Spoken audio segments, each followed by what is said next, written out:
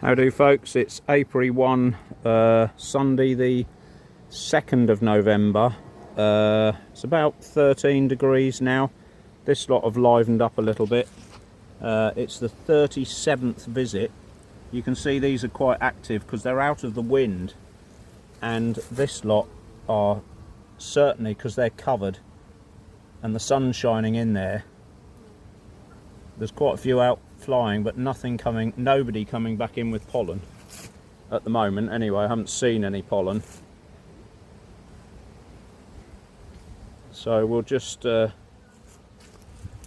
wander up here. You see these girls are all sort of outside in the sun doing a bit of sunbathing, but nobody's flying in particular. They're just ambling about. Still quite docile, they're not moving very quickly. And then if you compare those to these, there's a wasp in the front here. Well, it was a wasp at the front there. See, they're guarding their entrance a little bit. But, you know, this is the colony. This one, that the number of bees shrunk significantly one week to the next, and it worries me.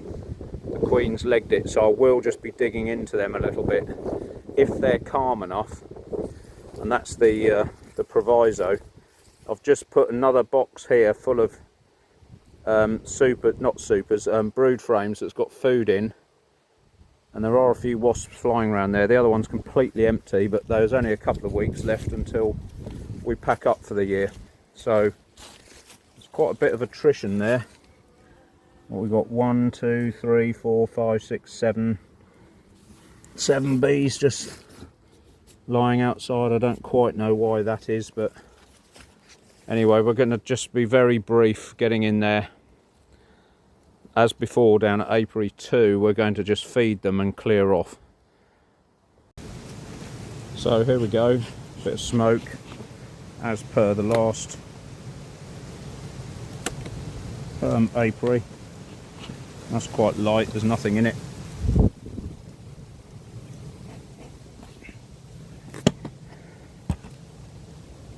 So it could be that these could go down to a single box already.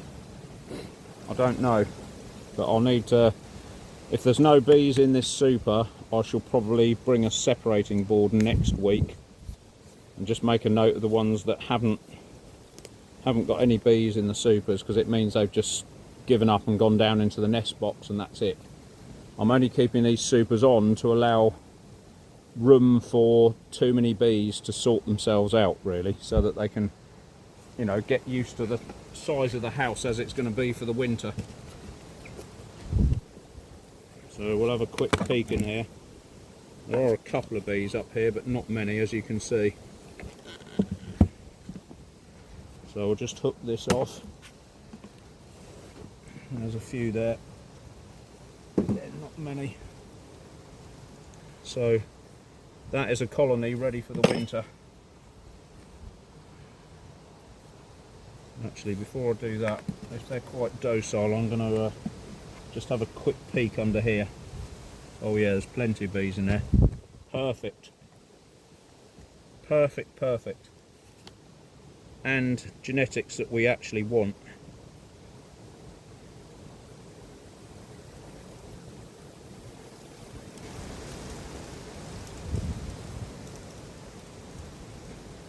So we're now on the this is the granddaughter, I think, of the one of the best, most productive and easy to work with queens. This is the granddaughter, and I think the granddaughter's also next door from recollection. So they're all set up for the winter.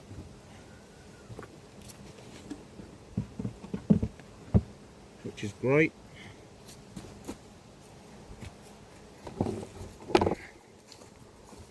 Nip round here.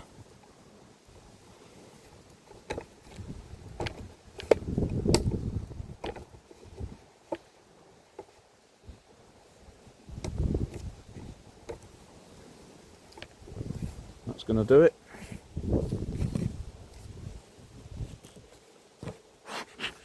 Again, a little bit of smoke, maybe try in the back here. That's got a bit of weight to it, but not much more than next door.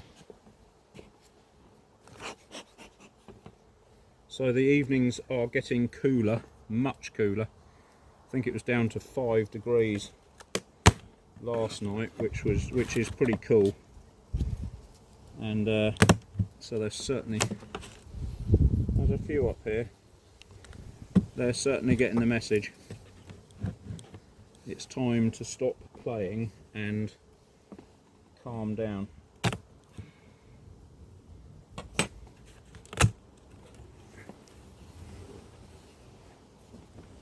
It's got a fair bit of weight. What I have been thinking about is whether to just gonna have a quick peek in here. Ready? Smaller colony, but I'm not going to worry about them. Hopefully the queen's still doing something. Oh, while I was in there I should have checked that protein. Yeah, that protein bar's gone. So I could have brought them some more of that. But I was thinking through my strategy, and I just thought, actually, if I label all the supers which hive it came off, I can just give it back to them in the spring. It will save me feeding them. So I thought I saw somebody getting stuck in there, or did I? No, I didn't. Yeah, it'll save me feeding them, or cost of feeding them.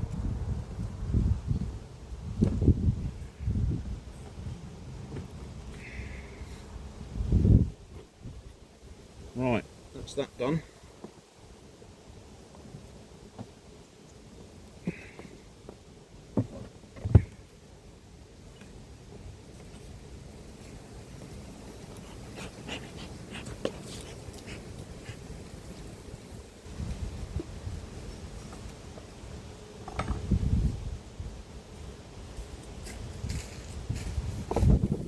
I should have opened this one up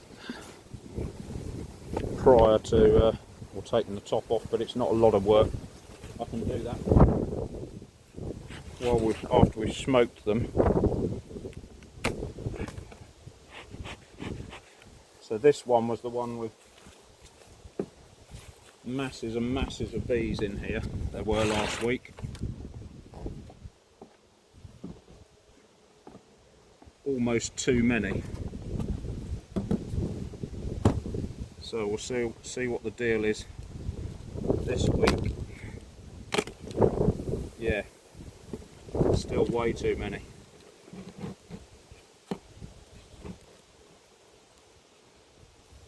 But what can you do? Nothing.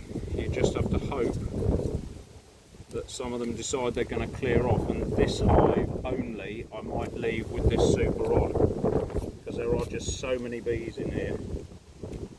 You don't really want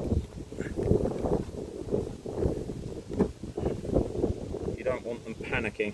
We'll just have a quick look under the lid.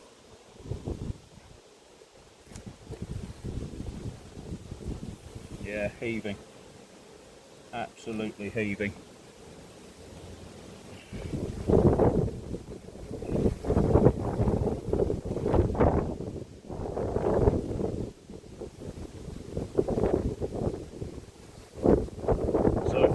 Stepler now, you'd be saying lots of bees, and he would love all this. He'd love the size of the colony, but I don't, because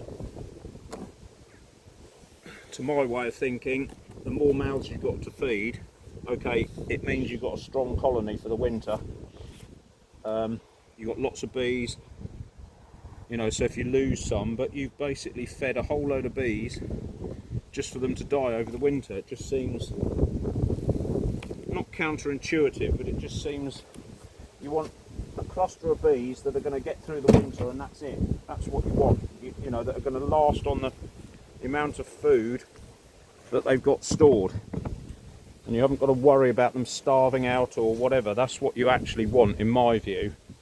but you know, clearly he's much more experienced than I am, and he's got his ways of doing things. But you know, if you spend a fortune on feeding up to get a massive colony and then they starve themselves because they haven't got enough food, you know, what was the point spending the money? That's how I see it. But you know, I could be wrong, it has been known. Anyway, I'm going to come up here and stop the video while I get all this cover nonsense off, and then we'll see if we can just quickly rattle through these if they're not too temperamental, and see if we can find a queen.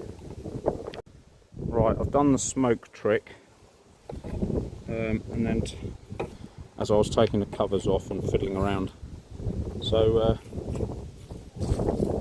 the trouble is the sun's gone in now and the wind is quite fierce. Well, there's quite a lot of bees up here, so maybe I don't have to worry so much. I was quite worried about them, and I don't think I need to be now.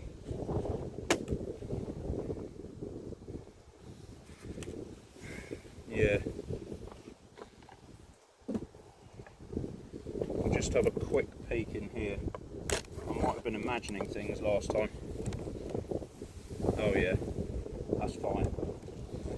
I'm not going to upset them by opening the nest. There's no point. I must have just imagined. It just appeared last time that there weren't many bees in here at all. So I thought I'd better just check that they haven't swarmed. Or maybe it was just that a load of bees had hatched out. Or sorry, a load of bees had flying bees had wasted away and gone off and done the decent thing as they do, and then a whole load more bees have been hatched out in that time period. It could be just that. That is a possibility. Now, can you just stop, wind, please? Or do I have to give up and put that over there? It'd probably be easier if I gave up, put it over there. There's not much in there. Well, actually, it's not much, but I must admit that. Right. So, fairly easy inspection day, really. Just a bit of grub, and that top box there is now full. But I found a load of very lethargic wasps, so they've either got caught out or it's their time to go, because wasps don't keep going all year. All of the flying bee, all the flying wasps, all the nurse wasps that are back at the nest, they all die off in the winter, and you just get a load of queens left. That's their life cycle, if you like. But with these girls, they're the only foraging bee or foraging creature that we know of that stores honey to get them through the winter. So they don't actually hibernate, they just go into a reduced state of activity, shall we say, i.e. they just mill around in the hive waiting for the spring to come along, and that's just basically what they do over the winter. Why only Apis mellifera does that?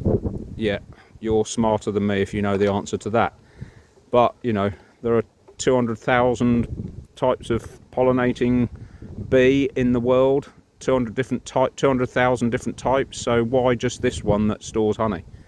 Don't know is the answer. And there are loads of other things, as we've discovered over the years, or the year, that you've been here watching, you know, that are really just peculiar to these creatures. They're just remarkable what they do. Anyway, I'll stop rambling now because it's probably getting a bit boring, but I'll just cover these up and we'll call it quits.